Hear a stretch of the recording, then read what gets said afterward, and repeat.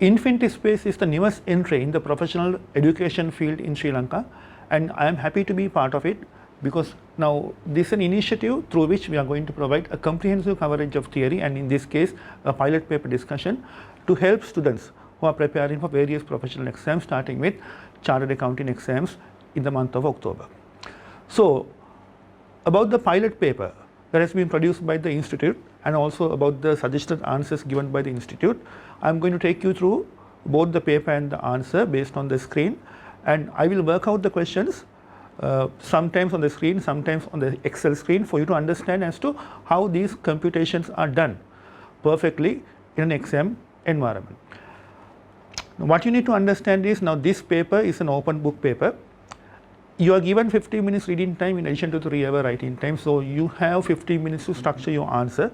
As you know, in this paper there are 2 parts in which there will be 3 questions. In part 1 there are 2 questions, question 1, question 2, 2 independent questions, and in part 3 there is a pre-scene given before the exam, and on that pre-scene you will be asked some questions carrying 50% of the marks. So altogether you are given 100% of the marks for this particular paper, 50% for the first part, 50% for the second part. In the first part you are given 2 questions, in the second part you are given 1 question based on a pre-scene release before the exam.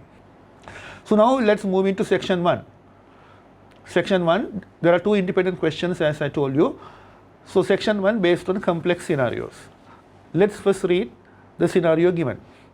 The following information relates to Beta PLC, which operates several business segments including assurance services. The board consists of 10 directors, of whom 6 are independent. The major shareholder holds the office of both the chairman and the chief executive officer. Return on assets and return on equity of Beta PLC 16% and 30% respectively. So what you can see here is return on equity is much higher than return on assets.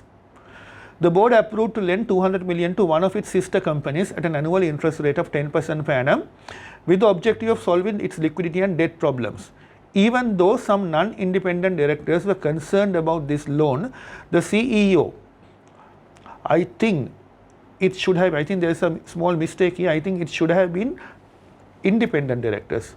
Even though some independent directors were concerned about this loan, the CEO highlighted that the company has a free cash flow of 300 million at present, and therefore the decision would create value to the company instead of leaving such free cash flows within the company. It should be within the company without being utilized. Board approval was also given to refurbish the office space at a cost of 80 million through a related party. One of the executive directors of Beta is also a director of this related company. A proposal was presented to the board highlighting the benefits of microfinance business. Accordingly, a common and most demanded asset, a loan of 50,000 rupees, can earn the highest return. This loan should be repaid in 12 months in monthly installments of 6,000 rupees. So that's an investment opportunity or a business opportunity. Assurance services include 2 unique retirement benefit plans, of which particulars are given below. So there are 2 retirement plans, plan 1 and plan 2.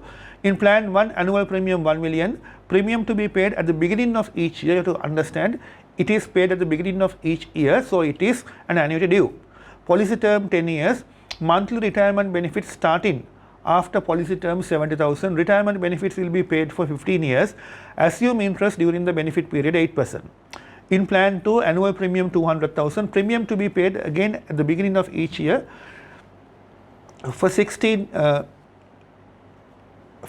years, policy term 16 years, monthly retirement benefits starting after policy term 50,000 rupees. Retirement benefits will be paid for another 10 years after 16 years. Assume interest during the benefit period 8%. Concerning the benefit plan 1 above, the premium should be paid by policy holder only for 4 years, but the retirement benefits are paid after the maturity of the policy, which means after 10 years. So what it says is basically in plan 1, if you take plan 1, you are paying the premium for 4 years, thereafter it is lying there for another 6 years, after which the benefits will be paid. Both plans offer similar life assurance cover and other insurance benefits. So basically this is the scenario. So now let us move into the questions. Now in question 1, in requirement A, they are asking the yield of the proposed micro loan. Only 2 marks are given. So I go back to the discussion or the information given on the micro loan. Now it is here, it says a proposal was presented to the board highlighting the benefits of microfinance business. So it's a business. Accordingly, a common and most demanded asset, a loan of 50,000 can earn the highest return. So basically what it says is, okay, you give a loan of 50,000 and then you recover this by installments of 6,000 over 1 year. So the question is yield of the proposed micro loan. So how to calculate the yield of the proposed micro loan? Now I am going to work out this question. So yield of the loan means IRR. So how can we calculate IRR? I can show you the working of IRR or calculation of IRR using a financial calculator, because the solution has been given in the pilot paper using a financial calculator, and also I can show the working of IRR based on the extrapolation method. Right. So IRR formula based on the extrapolation method. Let me first write here before I show you the workings through the financial calculator, and then work out this question in Microsoft Excel. So IRR extrapolation method, as you know, it is based on lower cost of capital or lower discount rate plus NPV at the lower rate,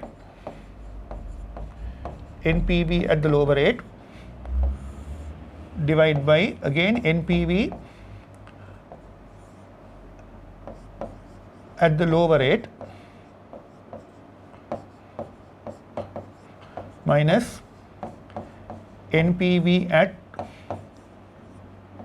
the higher rate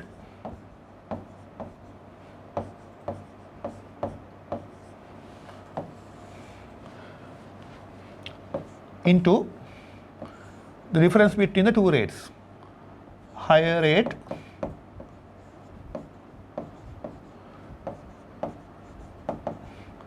and lower rate. So this is the IRR formula, if any of you have forgotten that. So I have written here before I work out the question in Microsoft Excel, because I am going to work out this question in Excel so that you will know exactly how to get this answer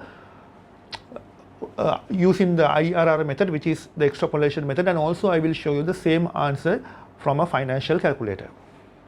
So if you want to calculate IRR or yield precisely, then you have to use a financial calculator. To understand how a financial calculator works, what we can do is we can look at how the answer is obtained using a financial calculator which is available online. So this financial calculator is chosen from this particular website called fncalculator.com, and there you can select the TVM calculator. Now since this transaction, giving a loan and receiving 6,000 at the end of each month, occurs at the end of each period, we have to select the mode as N. If we are told that we are receiving 6,000 at the beginning of each month, then we have to select the mode as beginning. Now when entering values into a financial calculator, the present value would be the value of the loan given. Value of the loan given is 50,000. PMT or payments would be the value of the annuity, in other words monthly annuity. The monthly annuity based on the given example is 6,000 rupees. So since we have put the present value as a positive figure, when we enter the monthly annuity we need to put as a negative figure, minus 6,000. We don't calculate the future value. There is no need for us to calculate the future value, so we can make it 0. Annual rate is what we need to calculate. We'll come to that later. We know periods. There are 12 periods or 12 months. Compounding, I have selected monthly because it's monthly compounding. In other words, we are receiving annuity payments at the end of each month. So now I have entered all the values. Now based on these values, now I can calculate the answer for the interest rate. Now this will give the answer for the monthly interest rate. After obtaining the answer, which is the monthly interest rate, to calculate the annual interest rate, I need to multiply it by 12. So now I am going to find out the answer using the calculator. All I need to do is, after entering these variables, I need to come to the interest rate, annual rate, and then click rate. So you can see it is calculating the annual interest rate. Automatically it is calculating the annual interest rate, because in certain calculators it calculates the monthly rate and then you need to multiply it by 12, but here directly it calculates the annual interest rate. So you can see the correct answer, or IRR, or yield of this investment, is 73.325, which is a very high interest rate. So this is how you obtain the answer using a financial calculator. You can see it is not a difficult working. All you need to understand is how to enter the correct variables into the different fields. In other words, present value would be the value of the loan, payment would be, or PMT would be, the value of the annuity. There is no future value in this case. We are not going to find the future value. There are 12 monthly periods. Then you can come to the field where it highlights or where it indicates the annual rate or monthly rate, and then when you click rate to find the answer, you will get the proper answer. If it is a monthly answer, monthly rate, then you need to multiply it by 12. Now since in this case it gives the annual interest rate, you can directly take annual interest rate as the yield of this investment. So let me now show you this answer in a Microsoft Excel. There's a small mistake in the answer given in the suggested solutions. Anyway, now let me work out this answer so that you will exactly know how to get the 100% correct answer through a proper working. Now I will use the same two rates which was taken in the suggested solutions. In the suggested solutions, if you look at, two rates have been selected. One is 6%, other one is 6.5%. These are monthly rates. These are monthly interest rates.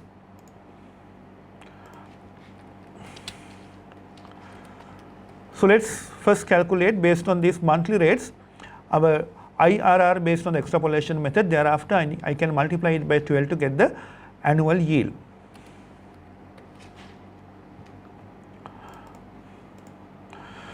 Now if I assume the monthly interest rate or monthly cost of capital is 6%, I can calculate the NPV of the investment like this. NPV of the investment.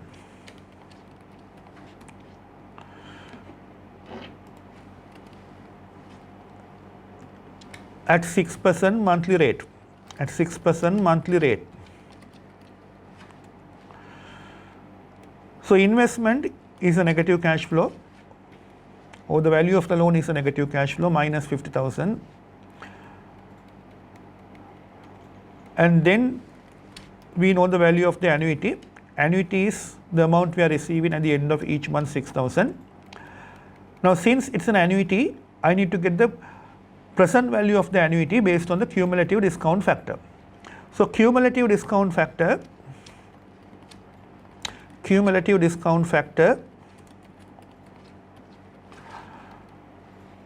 how do we calculate? 1 minus 1 over 1 plus r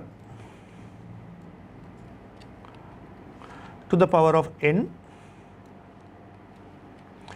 divide by r.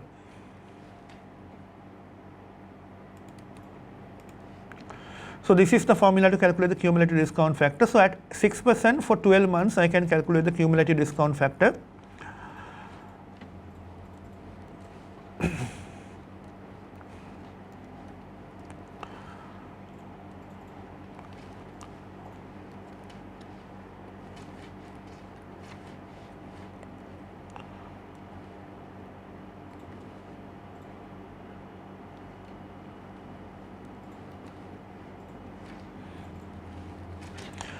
So at 6% for 12 months, cumulative discount factor is 8.38. So I can calculate the present value of the annuity. Present value of the annuity, that will be annuity cash flow 6,000 into cumulative discount factor 50,303. So this is the present value of our cash inflows. Our cash outflow is 50,000 at the beginning of the year. So therefore NPV of the investment,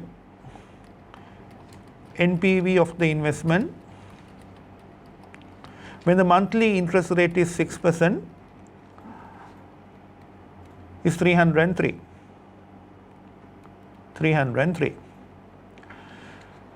That is the NPV when the monthly interest rate is 6%.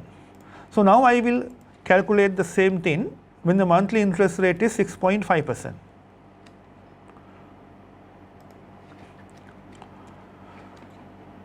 So basically I can copy the same things.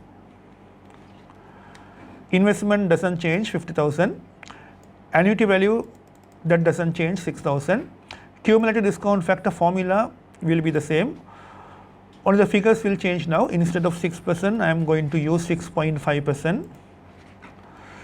So cumulative discount factor has now changed to 8.158. Based on that, present value of the annuity has changed to 48,952.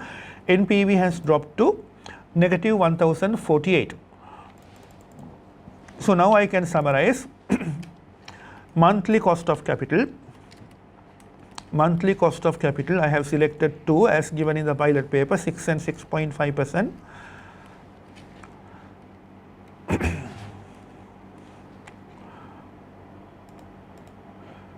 So NPV, when it is 6%, 303, when it is 6.5%, minus 1048. So now I can apply the IRR formula based on the extrapolation method which I have explained earlier. So in the IRR formula, I am first selecting the lower discount rate or the cost of capital, 6%, that plus NPV at the lower rate, 303, divided by NPV again at the lower rate minus NPV at the higher rate,